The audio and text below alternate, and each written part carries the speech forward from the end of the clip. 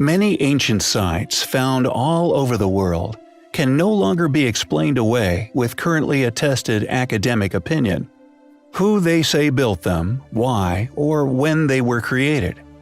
The most popular of these anomalies are the ancient monuments that can be found upon the Giza Plateau.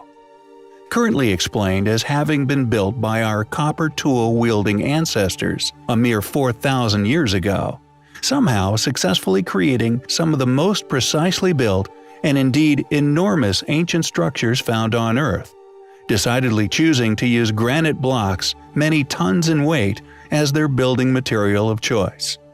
Ironically, although these sites are somehow exclaimed as having been built by the ancient Egyptians, any actual, literal explanation of how this was actually done has never been provided. Not only is academic opinion severely lacking any logical understandings as to the construction of these sites, they seemingly attempt to ignore, and in some cases conceal, additional controversial anomalies they simply cannot understand.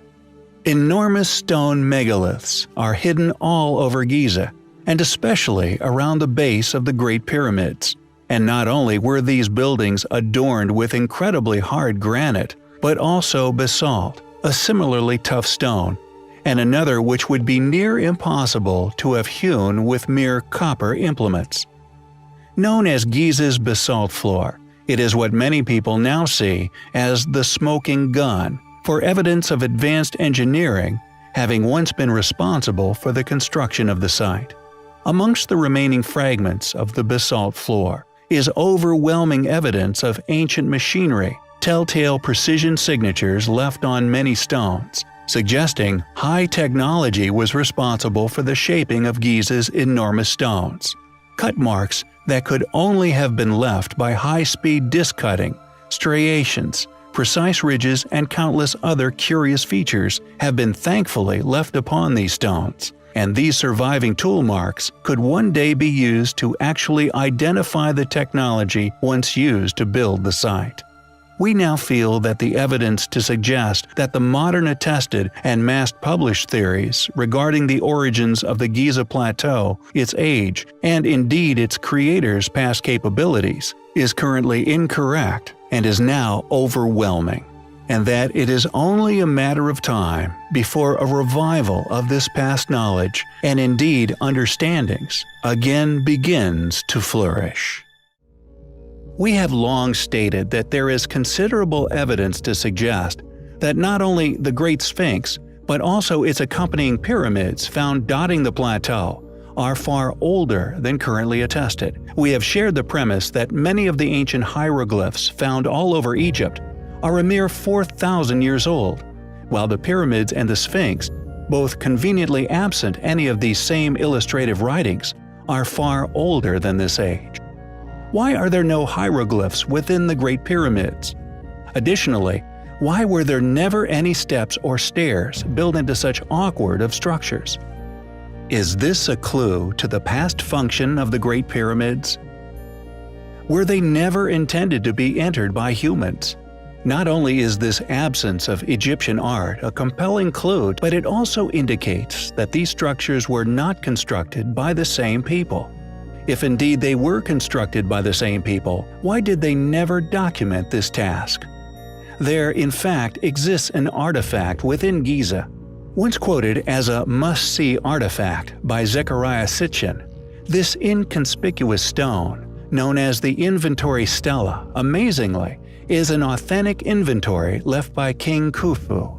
It not only supports most of what we have now come to suspect regarding the plateau, a theory concluded from many different avenues of research, but it is a written description of the Egyptian civilization's activities upon the plateau, including what happened to the Sphinx, or more accurately, Anubis. We have come to suspect that many of the most popular alternative researchers who have spent their careers researching these specific subjects have, just like academia, ignored patently evident materials surrounding the ancient past. Giza's inventory stela, Zecharia Sitchin wrote in his book Journeys to the Mythical Past that the stela was irrefutable proof, provided by Khufu himself, that he did not build the Great Pyramid, and that the pyramid and Sphinx were already there in his time. Predictably, the stela is simply ignored. However, some, like James H. Breasted, commendably included the inventory stela in his official list of 4th Dynasty artifacts, stating that regardless of opinion, that it, quote, bore all the marks of authenticity. Also, the French Egyptologist Gaston Maspero, whose most famous book, The Dawn of Civilization, stated that the stela was indeed a factual record of the life and deeds of Khufu. Regarding the Sphinx, the text states that lightning once struck the head, destroying a large portion. Khufu then recarved the head into what we see today. He then built his temple in the vicinity of the House of the Sphinx, and interestingly, renovated the Great Pyramid.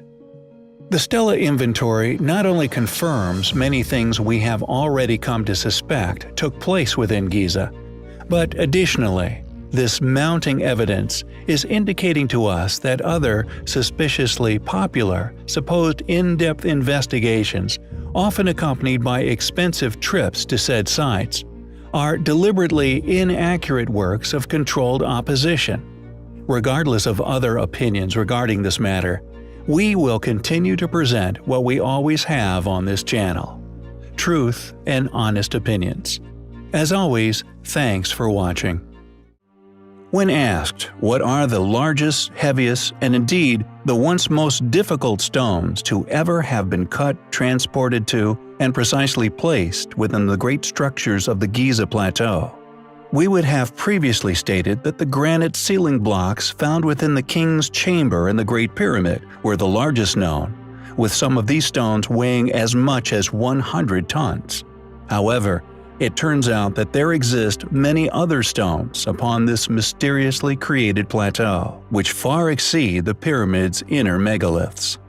Unsurprisingly, these discoveries are rarely shared academically, or indeed to the many people who pay to visit the Giza Plateau each year. The Valley Temple is but one example of these other, less mentioned, marvelously enormous stones, 8 of which are still present within the structure's ruin, the largest of which still being roughly 3 by 3 by 6 meters in size. Furthermore, the same similarly sized stones can also be found within the Khafre Pyramid Causeway Temple. The structure is also rarely discussed or shared by Egyptologists or archaeologists alike. It seems that academics who fear a loss of funding from particular bodies tend to merely ignore that which they are confronted with, which they simply cannot explain. Again, the same enigmatic megalithic blocks can be found in the Causeway Temple of the Mycerinus Pyramid. One finds the same highly eroded, thus extremely ancient stones. It seems that these huge stones seemingly litter the Giza complex, and amazingly, they are successfully ignored merely due to their controversy. Yet the largest to be found anywhere upon this man-made plateau are to be found hidden in plain sight. Overlooked for many millennia, the still remaining foundation stones, upon which much of the east side of the Khafre Pyramid once stood, were not lifted into place, but were indeed transported to this location and precisely placed into position.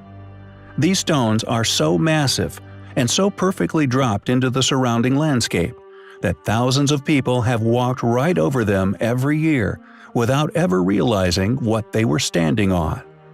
Although the true depth and thus complete scale of the block is currently unknown, if it is of a cubic shape, it would appear to be roughly 3/4 the weight of the pregnant woman of Baalbek.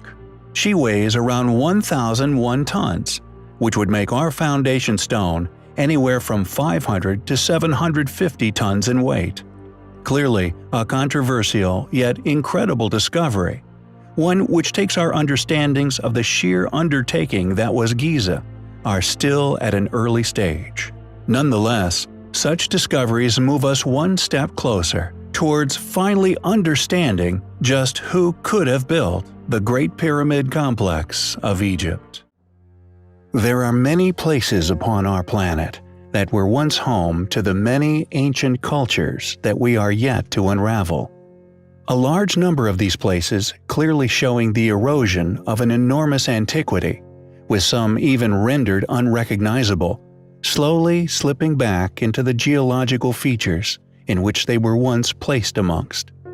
However, some of these civilizations were seemingly aware of this fact of time, deciding to create the largest stone structures to have ever graced the earth.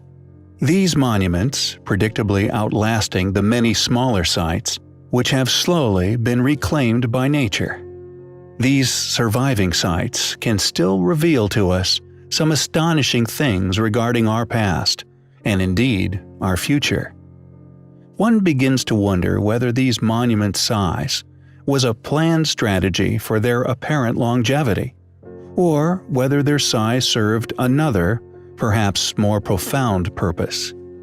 Nearly all of the unexplained or seemingly impossible ruins which dot every continent on Earth are almost always attributed to a civilization incapable of such feats, and often attributed to the same mundane purpose for creation, with rock-cut structures, this almost always being a tomb. Tumulus Hill being a good example of this. Also known as the Hill of Casta, this enormous feature is not a natural formation. Amazingly, this hill, long thought to have been a natural feature, is actually a massive man-made structure. Additionally, the original stone structure, once buried beneath millennia of strata, is actually a 500-meter-long, precisely constructed stone boundary, forming an almost perfect circle, encapsulating what has indeed been explained away as a tomb. Many pyramidal structures all over Earth create compelling alignments, and although these mysterious structures, mounds and monuments, have been explained away as mere burial chambers, the truth is, we just don't know. And the question remains, what were these enormous triangular structures used for? Guarded by sphinxes, most probably Anubis, amazingly, the size of Giza's pyramids are relative to the distance of each of Orion's stars. Is this a mere coincidence? Along with our recent research into clues left regarding an ark, be it Noah's Ark or the Ark of the Covenant, a theory we touched upon previously has begun to present some rather compelling leads connecting these structures, the alignments, star constellations, and a possible purpose for the pyramids.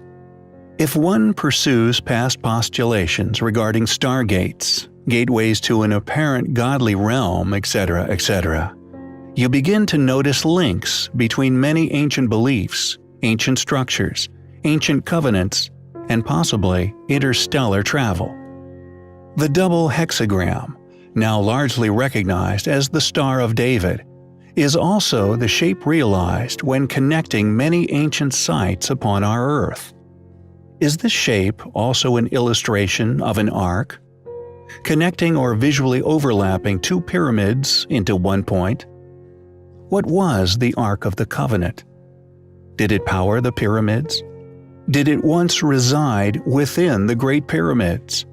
Many questions left still remain unanswered, although we finally may be on our way to answering them.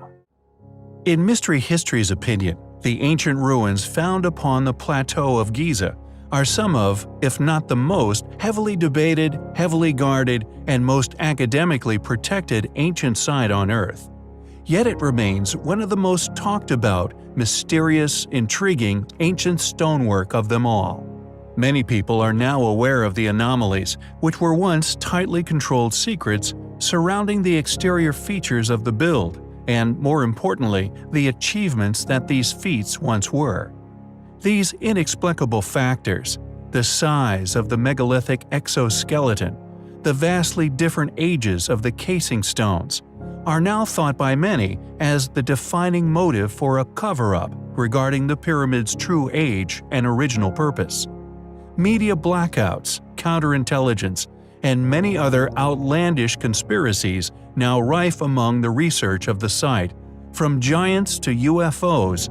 The ideas and theories people have put forward for their function, or indeed, what could be hidden in voids constantly discovered yet to be penetrated, these hidden rooms, along with their ancient entrances, remain a complete enigma, even in recent years, as advances in penetrative radar become a reality and accessible to self-funded individuals and research teams.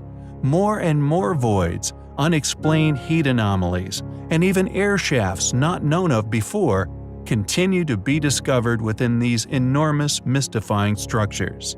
Yet, as mentioned, the subculture, many genuine yet misguided in their investigative method, yet also many funded individuals involved in many other hard-to-deny subjects, has successfully swamped the field with dis- and/or misinformation, creating opinionated followings with a successfully corrupted impartiality, deceptively manipulated into becoming said misinformation's advocates, rather than whence they came, an open mind, a skill for discussion, and an unbiased critical approach to subjects whose true nature are actively being protected.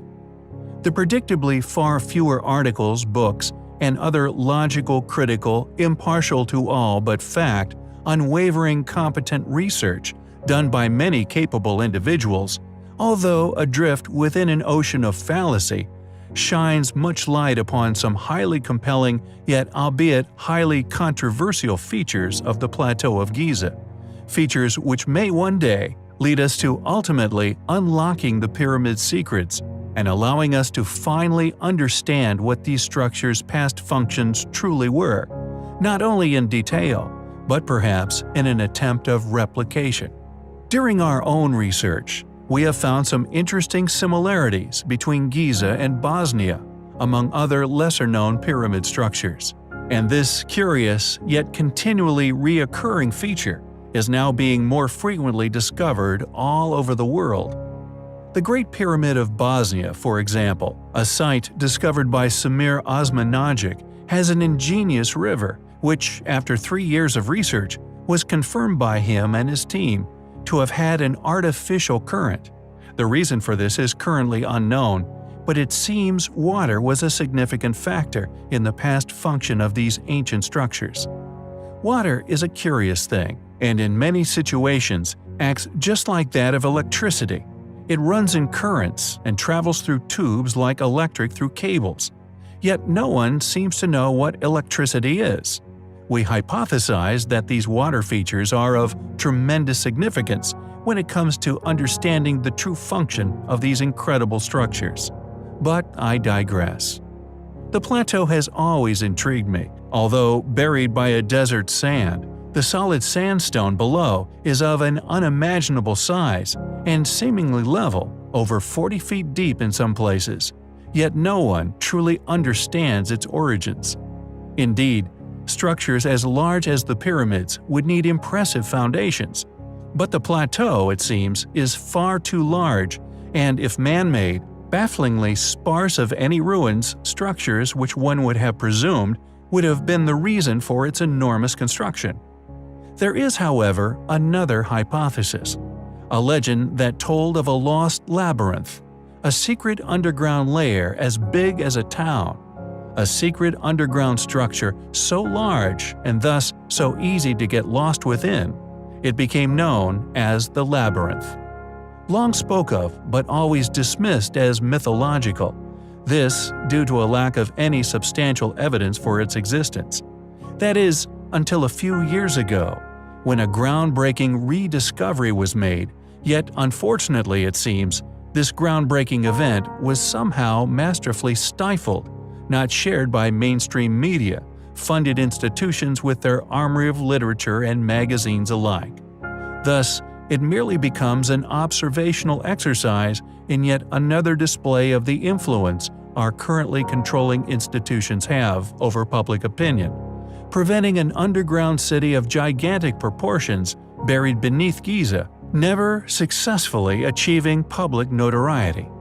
The sand of Harara was scanned by a Belgian-Egyptian expedition team in 2008, in an effort to research something known as the quarry theory, suggested by Petrie in 1889, following his finding of a great artificial stone surface measuring 304 meters by 244 meters.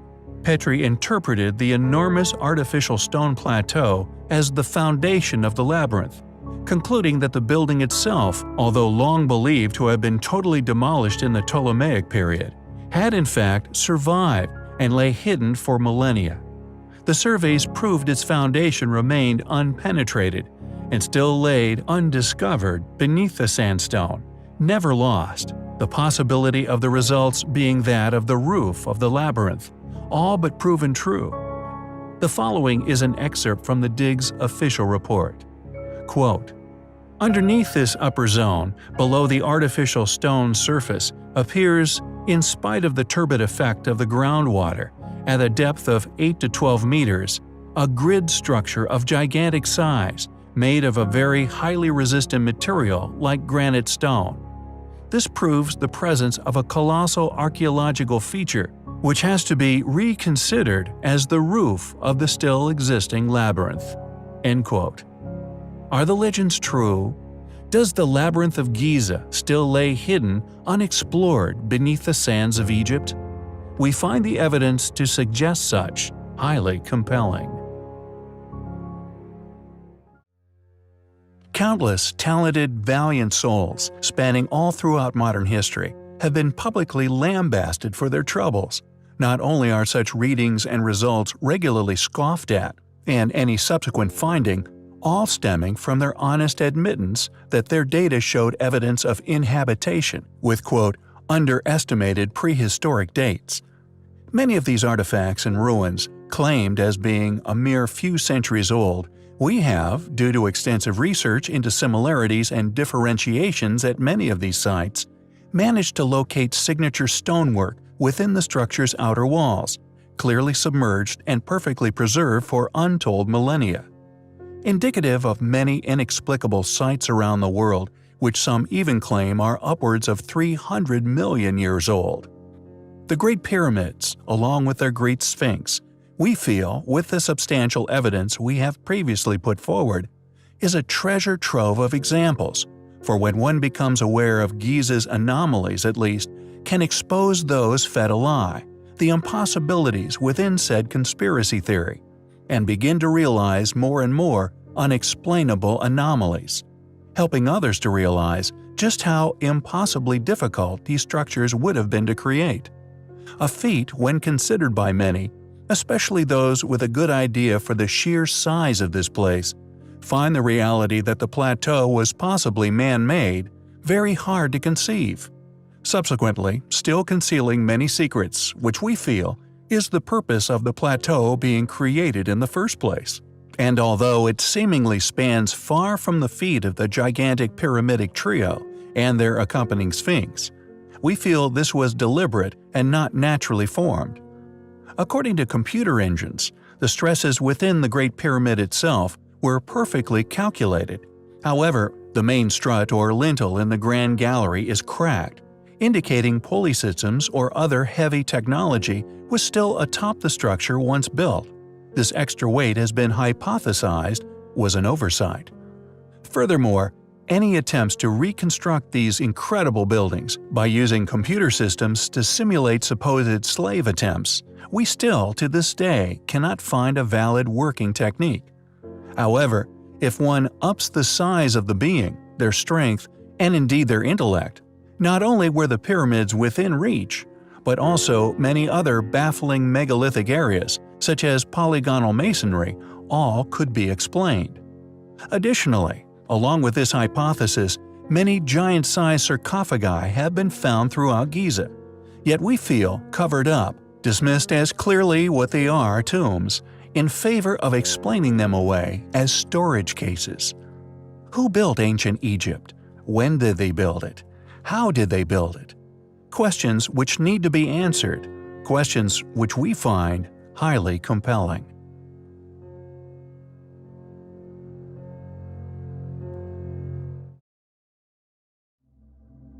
The Pyramid of Menkaure may be the smallest of the three main pyramids of Giza, But some find this site to be one of the most intriguing to be found upon the Giza Plateau.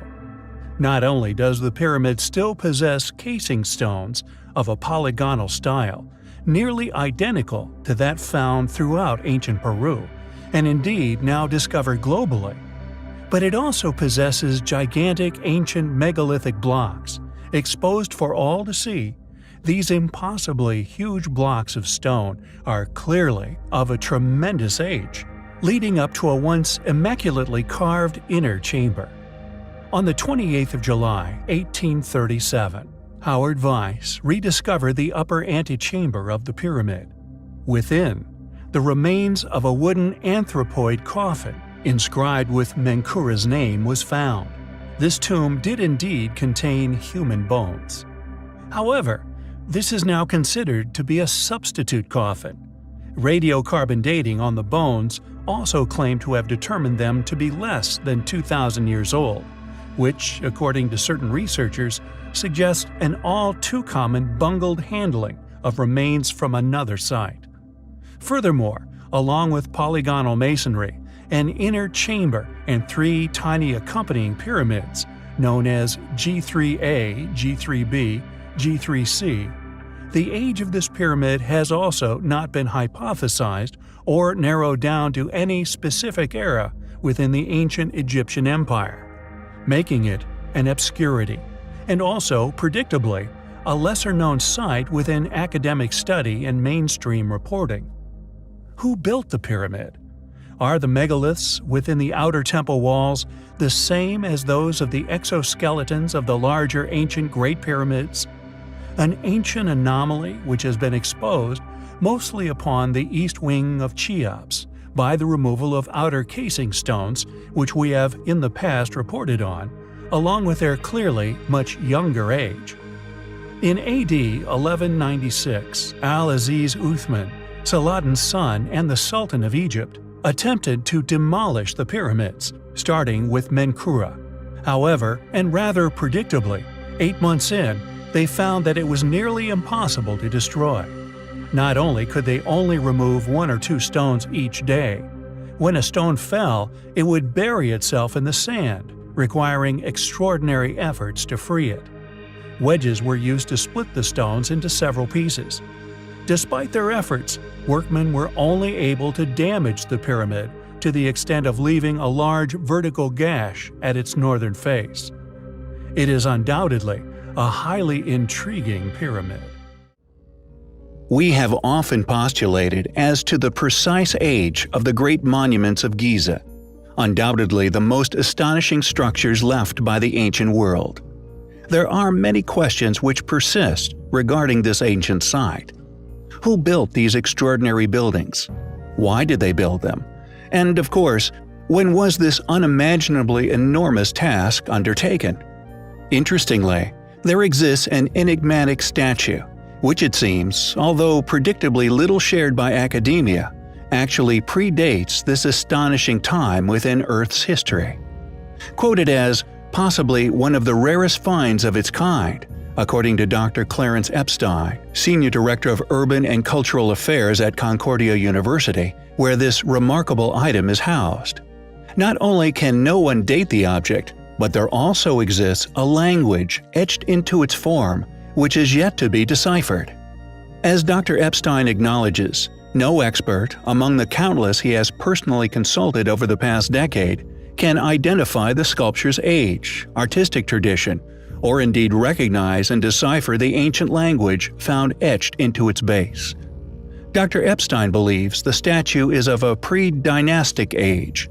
It was originally taken from Alexandria by the Diniakopoulos family. It was then shipped with 20 crates of antiquities from Egypt and the Middle East to Canada, where it still resides. However, its whereabouts prior to this shipment are unknown. The statue is of 2 nude subjects standing 67 centimeters high, one male and the other presumed female. This figure is also noted as possibly holding a child. They are depicted in a sitting position, with noticeable elongated skulls. Now known as the Starving of Saqqara, this due to the figure's emaciated frames. Just what could this statue represent, or indeed be trying to tell us? How old could it possibly be? And most interestingly of all, what could the enigmatic writing upon its base actually mean? As more research is undertaken, it is only a matter of time before we know its true identity once and for all.